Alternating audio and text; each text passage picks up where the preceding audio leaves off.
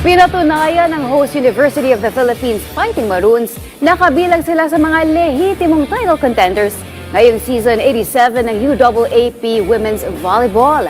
Samantala, back-to-back wins din ang nasungkit ng National University Lady Bulldogs sa kanilang kampanyang depensahan ang kanilang titulo. Ang mga detalye sa ulat ni teammate Rafael Banderel.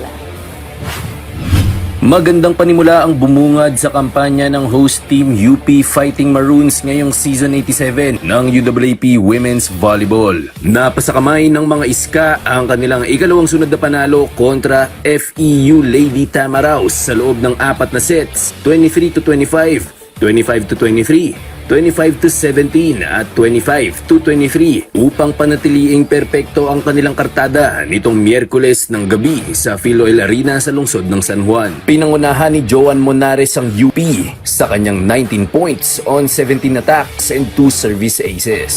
It's good to start this season na nananalo kasi yung hard work namin nagbubunga. So yun nga po, sinabi ko kanina na yung laro namin kanina hindi yun tsamba kasi pinaghandaan namin yun, nag-training kami, naghirap kami, pinag-aralan namin yung kalaban.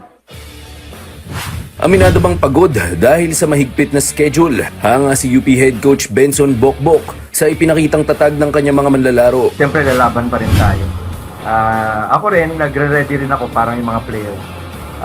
Nagre-ready para sa game, pa isa-isa, kung umabot ng dulo. Kailangan ready rin ako, makita ng mga players na lumalaban doon. So, yun, buti naman nakuha ng panalo. Hindi sila bumigay. Hindi rin ako bumigay. Sa unang laro naman, wala pa ring talo ang defending champion NU Lady Bulldogs ngayong season. Dinispatcha ng mga taga-Hokson ang Ateneo de Manila Blue Eagles sa straight sets.